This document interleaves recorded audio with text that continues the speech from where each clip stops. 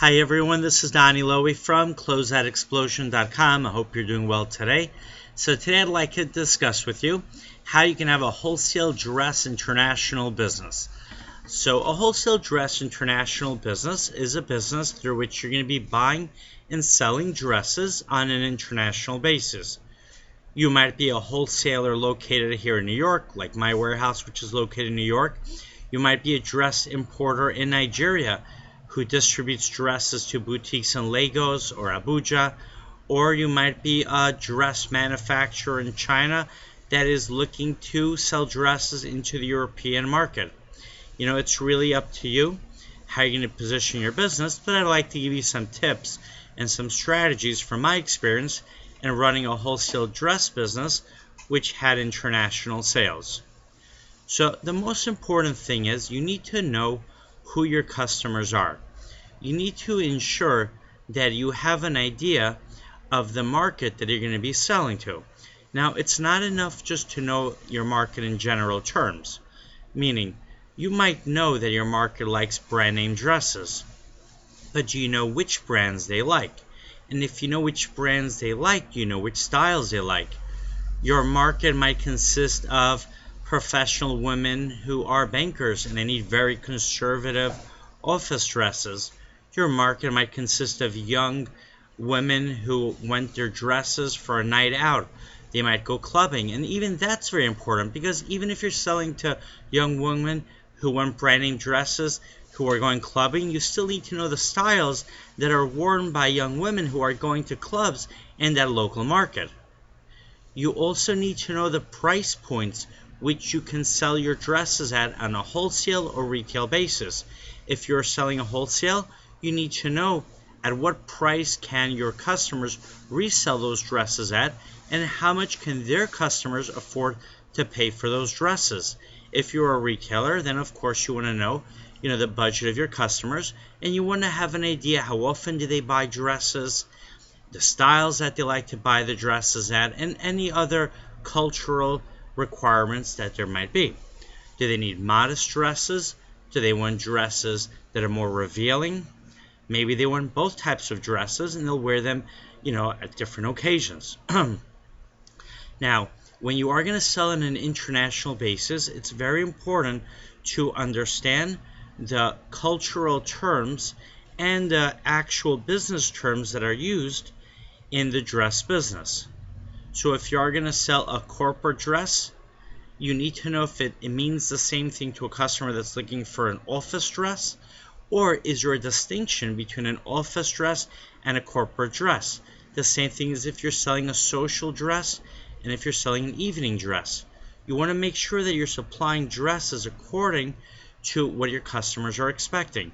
So if a social and an evening dress means the same thing to your customer, that's fine. But if your customer has a different understanding of what an evening dress is and what a social dress is, then you need to make sure that you know that as well and that you have the right merchandise for your customers. You also want to know which brands are popular. The popularity of brands come and go. Some brands like Tahari or Jones New York might be very popular for a very long time, and then there could be other brands that could be popular for a very short time, such as I remember XO and I remember Rampage. Those were two very popular brands, and then they weren't as popular anymore. But then as far as I remember, Tahari has been very popular since I started my business, which is already a couple of years. And as far as the price point, you want to go online and look at the websites of retailers in the markets that are going to be selling and see how much they are charging for those dresses, and try to also find websites of wholesalers that are serving that market so you will know how much you can sell your dresses for.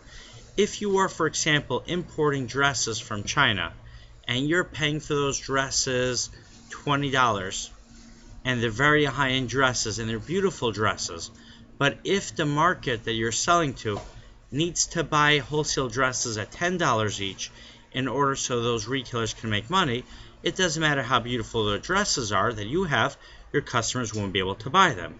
Now, on the other hand, let's say you're buying department store overstock dresses.